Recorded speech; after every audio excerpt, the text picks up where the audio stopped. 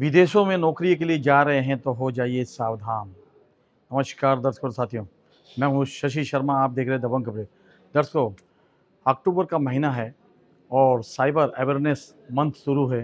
और इस cyber awareness month में मीरा भाईंदर वसई विरार पुलिस आयुक्तालय के सीपी निकेत कौशिक के मार्गदर्शन में क्राइम यूनिट नंबर 1 को बहुत ही बड़ी कामयाबी मिली है कि साइबर फ्रॉड में किस तरह से लोगों को लूटा जाता है, उनको बेवकूफ़ बनाया जाता है और भारी रकम उनसे वसूल की जाती है।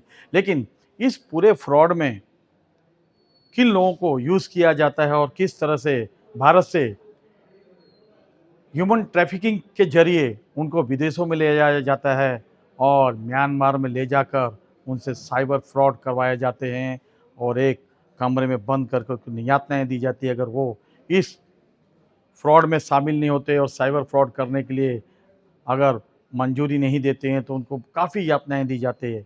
आइए जानते हैं सीपी निकेत कौशिक जी से क्या है पूरा माजरा और क्या कहना चाहेंगे और क्या संदेश देंगे युवाओं को जो नौकरी के लालच में महज विदेशों में जाते हैं, लेकिन भारत की एम्बेसी से वो संपर्क नहीं करते, ना ही उनको सूचित करते हैं और तभी वो शिकार बन जाते हैं इस तरह के गोरख धंधे के। आप सबको मालूम है कि 1 अक्टूबर से पूरे देश में महीने भर का एक साइबर अवेयरनेस प्रोग्राम चालू है। ये cyber program awareness program Maharashtra में भी चालू है। 3 तारीख को इसका औपचारिक उद्घाटन माननीय मुख्यमंत्री साहब ने किया था। मीरा भाईंदर वसई विरार कमिश्नरेट भी इसमें सहभागी है और अनेक प्रकार के कार्यक्रम या इस महीने में आयोजित किए जा रहे हैं। इसी दरमियान पिछले कुछ दिनों में इसी मुहिम का भाग साइबर फ्रॉड्स के बारे में और ऑर्गेनाइज रैकेट के बारे में एक महत्वपूर्ण जानकारी यूनिट 1 को मिली। जानकारी के ऊपर जब अधिक उसके बारे में विश्लेषण किया गया तो ये सामने आया कि एक अंतर्राष्ट्रीय रैकेट चालू है जिसमें भारतीय युवकों को प्रलोभन देके उनको धोखा देके विदेश में ले जाया जाता है। और इस पर्टिकुलर केस में भारतीय युवकों को थाईलैंड में लेके जाया गया। उसके बाद वहाँ से लैंड रूट से उन लोगों को म्यांमार में ले गए। वहाँ पे आर्म्ड कैंप्स में उनको रखा गया उनकी मर्जी के खिलाफ। वहाँ पर उन लोगों से ज़बरदस्ती साइबर फ्रॉड्स उनसे करवाए गए। अनेक प्रकार के विभिन्न साइबर फ्रॉड्स उन लोगों के जरिए करवाए गए, जैसे फेक प्रोफाइल्स तैयार करना, भारतीय लोगों को कांटेक्ट करना, उनकी पर्सनल इंफॉर्मेशन विश्वास उनका जमा करके उनके बारे में उनकी पर्सनल इंफॉर्मेशन निकालना।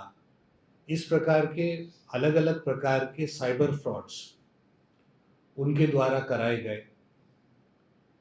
ऐसा समझ में आ रहा है कि वहाँ पे भारतीय मूल के और बाकी विदेशी बहुत सारे युवक, उनको एक सुनियोजित तरीके से वहाँ पे ज़बरदस्ती रखा जाता है। जो लोग मनाही करते हैं उन लोगों को अनेक प्रकार की यातनाएं दी जाती हैं, टॉर्चर किया जाता है। भारत से कुछ युवक जिन्होंने ये काम करने से मना किया उनको कई दिन बिना खाने के रखना, पिटाई करना, इस प्रकार की अनेक यातनाएं उन लोगों को दी गई। उनके पासपोर्ट और बाकी डॉक्यूमेंट्स रख लिए जाते हैं और आर्म गार्ड्स के अंदर उनको रखा जाता है, जैसे वहाँ भागने की भी उनके पास कोई अवसर ना रहे। इस प्रकार का एक सुनियोजित अंतर्राष्ट्रीय रैकेट वहाँ पे चालू है, जहाँ पे अलग अलग देशों के युवकों को, जिसमें भारत के युवक भी हैं, उनको बुला के ज़बरदस्ती रखकर उनके द्वारा ये बड़ा साइबर फ्रॉड्स चलाया जा रहा है। इस पर इन्वेस्टिगेशन करते हुए अभी तक हम लोगों ने 2 लोगों को अरेस्ट किया है, जिसमें से एक मीरा भाईंदर और एक तेलंगाना राज्य का व्यक्ति है। 5 और पीड़ित लोगों को आइडेंटिफाई किया गया है, युवकों को। मेरा आप लोगों के माध्यम से मैं सबको इस प्रकार के अन्य पीड़ित जो हैं उनको आह्वान करता हूं कि अगर उन्होंने पुलिस में शिकायत दर्ज नहीं कराई हो तो वो सामने आएं और अपनी शिकायत दर्ज कराएं। अभी इसमें और काफ़ी इन्वेस्टिगेशन चालू है और मुझे विश्वास है कि इसमें और भी आरोपी जैसे ट्रैवल एजेंट्स, फ्रंटमैन और इसके जो मुख्य सूत्रधार हैं वहाँ तक हम लोग पहुँच पाएंगे।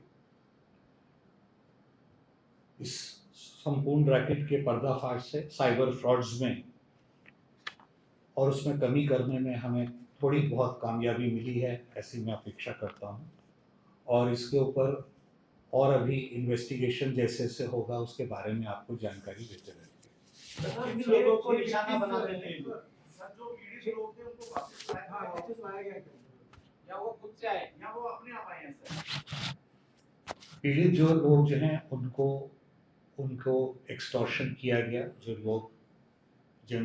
लोग वापस जाना चाहते थे उन लोगों को अनेक यातनाएं देने के बाद उनके परिवारजन, उनके मित्रों से काफ़ी पैसा वसूला गया और एक्सटॉर्शन की गई। भारी एक्सटॉर्शन की अमाउंट के देने के बाद ही वो लोग वहाँ से छूट पाए। वो खुद से आए यहाँ पर मजबूर वो वापस आ गए हैं सर। कुछ लोग उसमें से वापस आ गए हैं और कुछ हम लोग ऐसे भी आइडेंटिफाई करें जो अभी तक वहाँ से नहीं आ पाए। सर ये किन लोगों को निशाना बनाते थे ये लोग? तो अम्मार और चिंटू जो है दोनों के परिवार में 12.65 लाख जो है वो दिया एक्यूज को। तो दोनों भी अलग अलग अकाउंट्स में पैसे मंगाए गए थे। तो जिनके अकाउंट में पैसे मंगाए गए थे क्या उनके ऊपर भी कोई कार्रवाई हुई? उनके ऊपर भी ये पूरा मनी ट्रेल किस तरह से जा रहा है और कहाँ तक जा रहा है और इसके पीछे कौन लोग हैं, इस पूरे मामले की जो है अब इन्वेस्टिगेशन की जा रही है। तो बैंकॉक से म्यांमार लगे और बीच में इतना स्ट्रिक्ट बॉर्डर है, then also they cross that border. और वहाँ पे किस तरह की सिक्योरिटी है और किस तरह से बॉर्डर क्रॉस किया जा रहा है, इसके बारे में मैं अभी कहीं कुछ ठोस जानकारी नहीं दे पाऊँगा।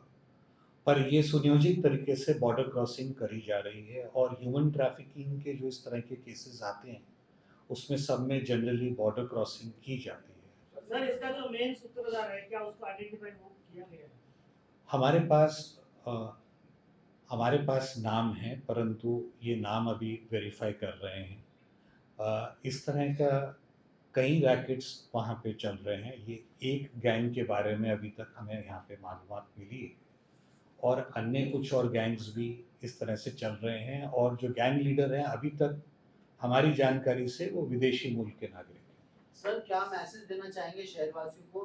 कई भोले भाले लोग इनके जाल में फंस सकते हैं।